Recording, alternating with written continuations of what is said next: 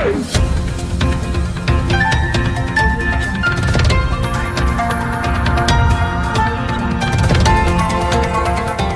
देख रहे हैं मगरा न्यूज राजस्थान, खबरें सबसे तेज।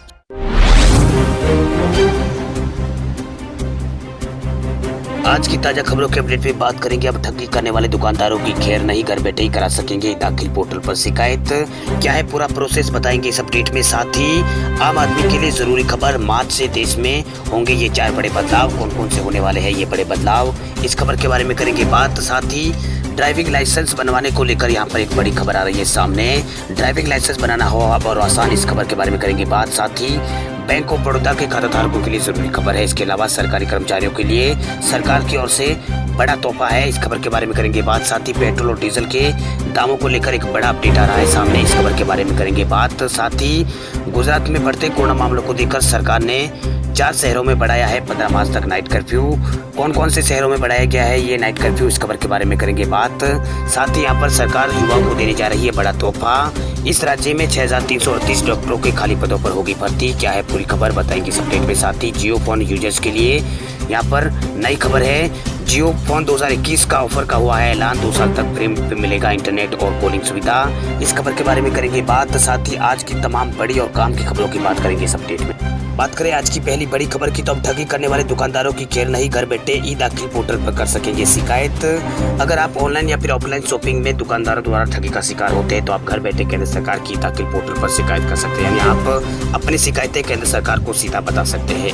केंद्र सरकार ने ग्राहकों की शिकायत के ऑनलाइन समाधान के लिए दाखिल पोर्टल सेवा शुरू की है। अब देश के 15 राज्यों में और केंद्र शासित प्रदेशों में ये सेवाएं फिलहाल शुरू हो चुकी है। वहीं सरकार ने शुक्रवार को कहा है कि उपभोक्ता शिकायत निवारण के लिए ई दाखिल पोर्टल अब देश के 15 राज्यों और केंद्र शासित प्रदेशों में चालू कर दिया गया है। उपभोक्ता शिकायतों को ऑनलाइन माध्यम से दर्ज कराने के लिए NIC द्वारा एक पोर्टल विकसित यहाँ पर किया गया है। डिजिटल माध्यम से इस मंच पर कई सुविधा उपलब्ध कराई गई, जिसमें ई नोटिस मामला से जुड़ा दस्तावेजों को डाउनलोड करने के लिए लिंक और वीडियो कॉन्फ्रेंसिंग के माध्यम से सुनवाई के लिए VC लिंक और विपरीत पक्ष द्वारा लिखित जवाब दाखिल करने की सुविधा और SMS और ईमेल अलर्ट की सुविधा भी इसमें शामिल है। वही शिकायतों की ई फाइलिंग सुविधा राष्ट्रीय उपभोक्ता विवाद निवारण आयोग द्वारा 7 सितंबर 2020 को शुरू की गई थी। आपको बता दें कि इसको लागू करने वाला पहला राज्य दिल्ली था, जहां 8 सितंबर 2020 को इस सेवा को शुरू किया गया था। बाद में महाराष्ट्र, अंडमान निकोबार द्वीप समूह और बिहार, ओडिशा, झारखंड, चंडीगढ़, आंध्र प्रदेश, उत्तर प्रदेश, मध्य प्रदेश, पंजाब, कर्नाटक, हरियाणा में भी इस सेवाएं की शुरुआत कर दी गई है। अब मार्च से ड्राइविंग लाइसेंस बनाना इन राज्यों में और हो जाएगा आसान। ड्राइविंग लाइसेंस के लिए नहीं करना पड़ेगा अब आपको लंबा इंतजार। केंद्रीय सड़क परिवहन मंत्रालय अगले कुछ महीनों में ड्राइविंग लाइसेंस से जुड़े तकरीबन सभी सेवाओं को ऑनलाइन कर देगा। यूपी, बिहार, मध्य प्रदेश, झारखंड, हरियाणा और दिल्ली NCR सहित कई राज्यों में 90% से ज्यादा सेवाएं ऑनलाइन हो चुकी है। अब मार्च महीने से देश के बाकी बचे राज्यों में भी सभी सेवाएं ऑनलाइन शुरू हो जाएगी। मोदी सरकार के निर्देश पर देश के सभी परिवहन कार्यालयों के कामकाज को धीरे धीरे ऑनलाइन किया जा रहा है। परिवहन विभाग की कोशिश है कि सभी तरह के ड्राइविंग लाइसेंस, चाहे वो रिन्यूअल हो, डुप्लीकेट लाइसेंस हो, इनके साथ साथ एड्रेस चेंज और RC बनवाने के लिए भी लोगों को RTO में आना पड़ेगा। वही घर बैठे ही लोग ये डॉक्यूमेंट अपलोड करने की सुविधा लोगों को मिले। सिर्फ टेस्ट देने के लिए एक बार RTO के दफ्तर पर लोगों को आना पड़ेगा। आपको बता दें कि ऑनलाइन सिस्टम के बाद सिर्फ ड्राइविंग टेस्ट और फिटनेस के लिए ही लोगों को RTO आना होगा। वही इसके साथ VIP नंबर के रजिस्ट्रेशन का प्रोसेस भी अब और आसान कर दिया गया है। ये प्रक्रिया अभी ऑनलाइन ही शुरू होगी। वही ट्रांसपोर्ट अथॉरिटी की ज़्यादातर सेवाएं पिछले कुछ दिनों से ऑनलाइन शुरू की जा चुकी है। वहीं खासकर उत्तर प्रदेश, मध्य प्रदेश और राजस्थान, उत्तराखंड, झारखंड और दिल्ली NCR जैसे राज्यों ने लर्निंग लाइसेंस और गाड़ियों के पंजीयन के लिए नए नियमों को लागू कर दिया है। वहीं कुछ राज्यों में अभी सिर्फ ऑनलाइन ही आवेदन स्वीकार किए जा रहे हैं। धीरे धीरे ये पूरी प्रक्रिया ऑनलाइन हो जाएगी। वहीं देश के तकरीबन सभी राज्यों के परिवहन विभाग ने लर्निंग लाइसेंस के लिए फीस जमा कराने की व्यवस्था में बदलाव कर दिया है। अब नई व्यवस्था के तहत स्लॉट बुक होते ही लर्निंग लाइसेंस के लिए पैसे जमा कराने पड़ रहा है। वही पैसा जमा कराते ही जांच परीक्षा के लिए तारीख भी अपनी सुविधा के अनुसार मिल रही है। बात करें अगली बड़ी खबर की तो कोरोना के बढ़ते मामलों को देखकर गुजरात सरकार अलर्ट पर। 4 शहरों में 15 मार्च तक बढ़ाया है नाइट कर्फ्यू।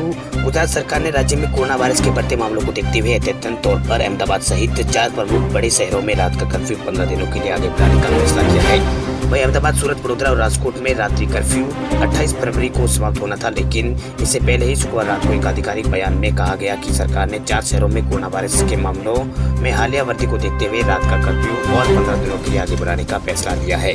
आपको बता दें कि 28 फरवरी तक चलने वाले कर्फ्यू के समय आधी रात से शुरू होकर सुबह 6 बजे तक के लिए निर्धारित किया गया। हालांकि बयान में यहाँ पर विस्तारित रात के कर्फ्यू के बारे में समय का उल्लेख नहीं किया गया है, लेकिन मौजूदा कार्यक्रम पहले की तरह ही जारी रहने की संभावना है। वहीं मुख्यमंत्री विजय रूपाणी की अध्यक्षता में गांधीनगर में कोर कमेटी की एक बैठक हुई थी। इस बैठक में रात्रि कर्फ्यू आगामी 15 मार्च तक बढ़ाने का फैसला किया गया था। साथ ही बैठक में यहाँ पर मुख्यमंत्री विजय रूपाणी ने कोरोना वैक्सीन के दूसरे चरण की तैयारी का जायजा लिया और स्वास्थ्य विभाग के आला अधिकारियों को आवश्यक निर्देश प्रदान किए। आम आदमी के लिए जरूरी खबर, मार्च से देश में होंगे ये 4 बड़े बदलाव।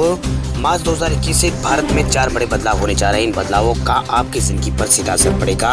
इन नए नियमों से एक और जहां आपको राहत मिलेगी, वहीं अगर आपने कुछ बातों का अगर ध्यान नहीं रखा तो आपको नुकसान भी हो सकता है। इनमें बुजुर्गों को लगने वाला कोरोना का टीका, सरकार की विवाद से विश्वास योजना की आखिरी तारीख और बैंक ग्राहकों के लिए IFSC कोड आदि की जानकारी शामिल है। वहीं मार्च 2021 यानी 1 मार्च 2021 से लगेगा बुजुर्गों को कोरोना का टीका। भारत समेत दुनिया भर के देशों में कोरोना के खिलाफ टीकाकरण का अभियान चल रहा है। वैश्विक महामारी कोरोना के खिलाफ करीब 1 साल से कोरोना ने यहाँ पर 1 साल से पूरे विश्व की यहाँ पर चिंता बढ़ा दी है, लेकिन देश में 60 साल या से अधिक उम्र के लोगों को यहाँ पर 1 मार्च से कोरोना का टीका लगाया जाएगा।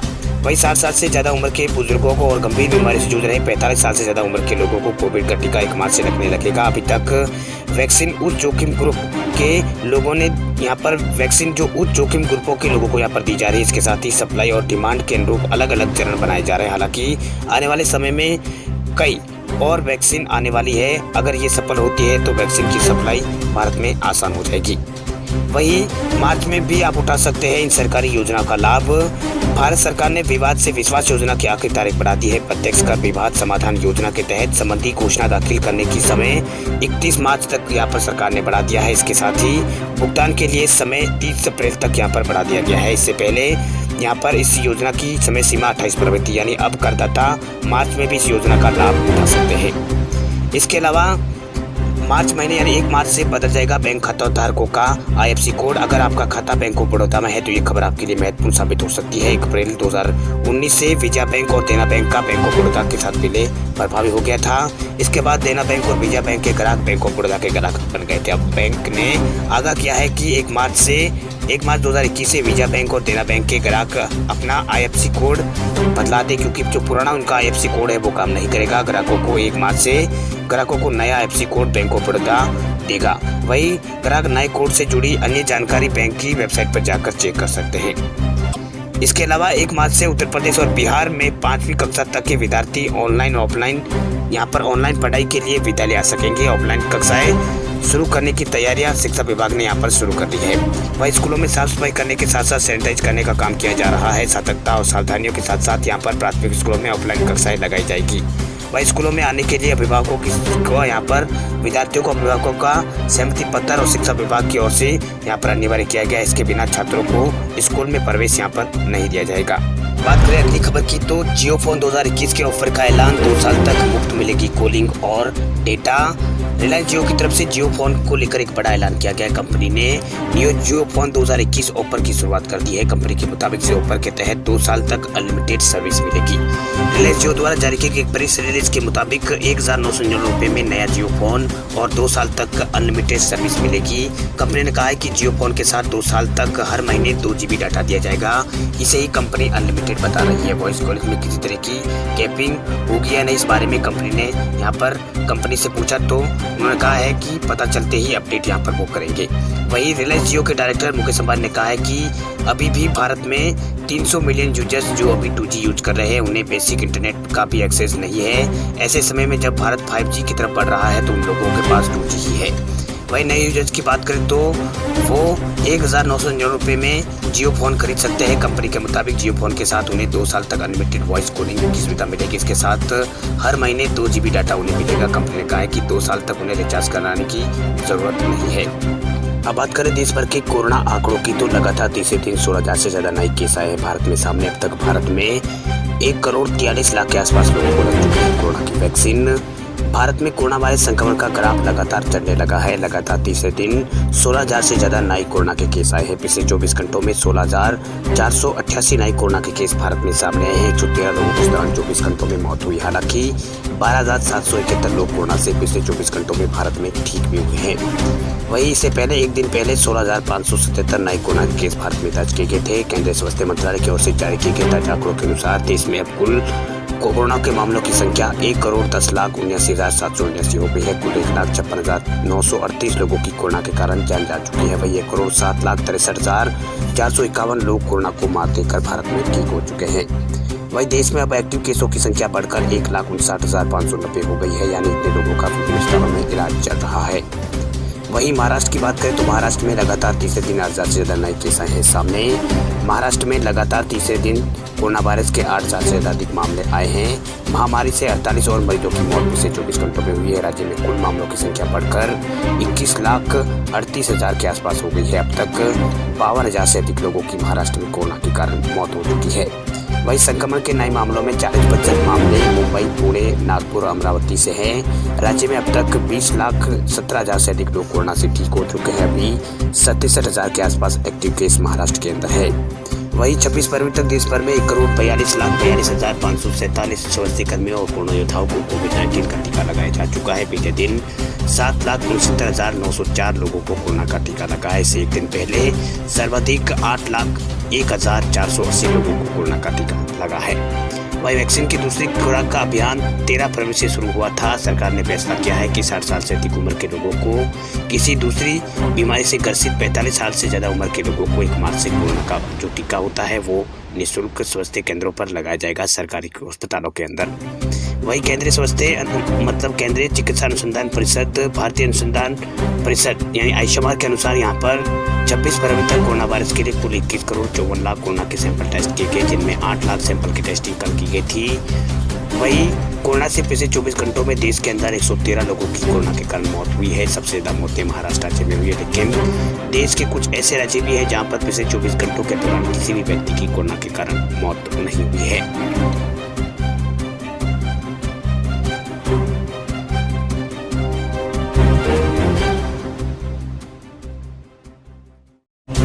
खबरों की दुनिया में आइए हमारे साथ कहीं भी और कभी भी जुड़िए।